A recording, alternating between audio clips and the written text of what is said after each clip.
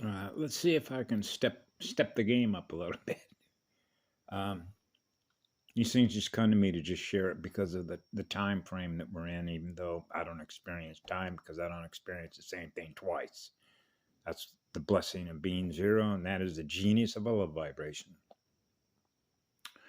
You're not held captive, and you don't hold somebody else's energy captive because you're experiencing a state of love and joy. That's the genius of the cosmos of creation, right? Okay, and so it's painful when you realize, as I did as a child, that I was experiencing a gazillion beings that I was interacting with that don't experience what that is. So I had to figure out as a small child for how many generations they've been harvesting energy off these beings. Right. So I naturally, what do you think was the first place I jumped into to start looking? Nazis. Okay. And then, of course, go to a zoo, go into nature, right? And you begin to realize how many things that you begin to experience that aren't what love is. And that for me was an enormous amount of trauma because it means I'm experiencing emotional trauma everywhere I went.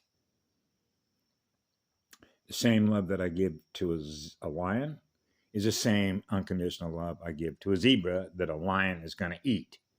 Now I'm experiencing the loss of energy in the zebra as a result of the same energy loss in the lion I'm experiencing in me as a result of what it did to the zebra.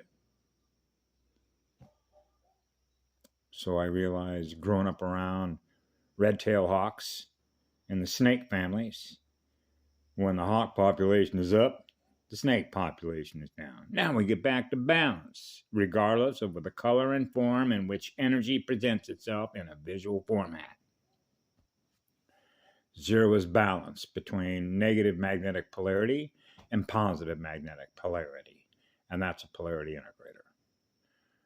So the reason I say this is important because I remember a number of years ago when we think of language, or like, for example, me being raised in America, I was learning English and I managed to be able to learn it pretty fast, enough to be able to read a newspaper and know that I was on a spiritual battlefield because of that presentation.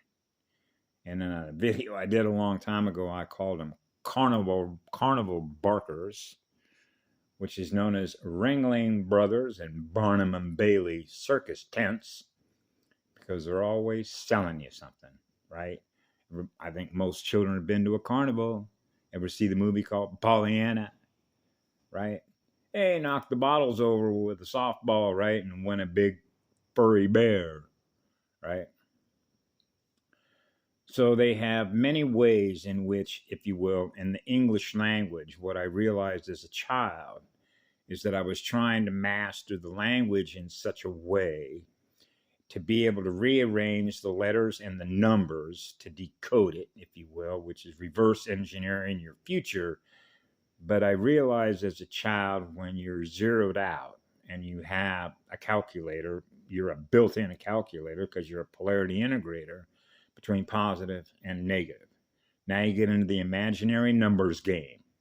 So -1 and +1 is 0. So you can use all the numbers you want, okay, to do a number count of how many crimes I was counting everywhere that I went that are against love as a law. And that number is astronomical. They could never possibly ever pay back that much energy that they drained out of batteries. Okay, gifters of energy. So you can scale that from a star system, scale that to a galactic system, scale that to a universe. Okay. So what I realized that I was doing is that most, because you're aware of this, I was aware of this at age 4, that I'm using the memory plus function.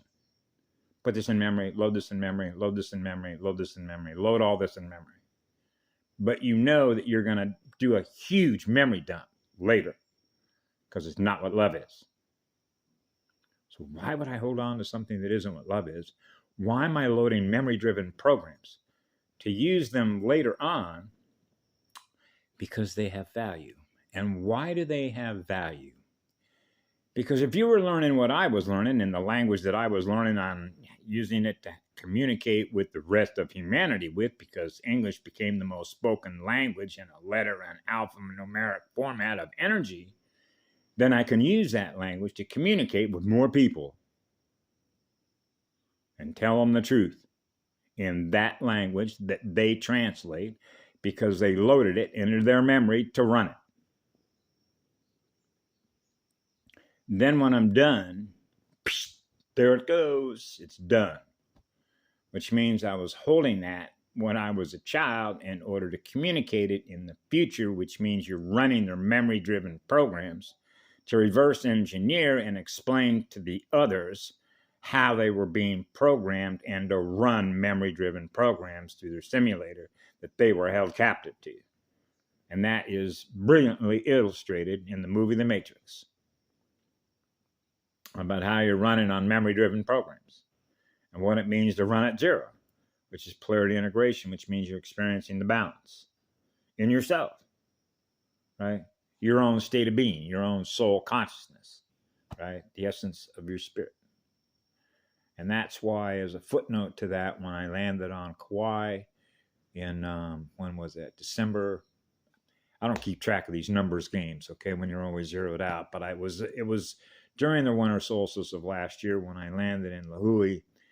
And as soon as I got out, I just jumped in a taxi and said, take me to the nearest beach so I can take my shoes off so I can ground it to this rock and feel her essence. So as soon as I took my shoes off, I could feel her. So I know Gaia's essence. I know the essence of a goddess. And it was like, oh, I know you. We never forgot her essence. And that's why that particular rock is so special to me, because that's a flower garden. That's why I was there in 1972 and nearly got my physical body knocked off my butt when my heart opened up a big-ass pipeline. It's a powerful rock, and that's why Kauai played an important part here. So anyway, the reason why that is so important, from my perspective, is how memory-driven programs work using language.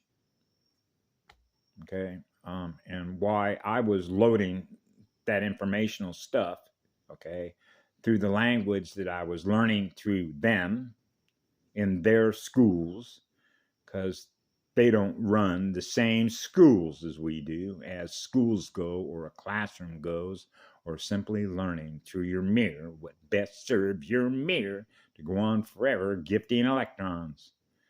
And now you begin to realize, when you are what the law is, which is what one is, that goes on forever gifting electrons, then that means that you can experience all of it, which means you now have an access key, right, into the most unbelievable, spectacular, creative, musical places that are possible to experience when you're experiencing it with a love vibration.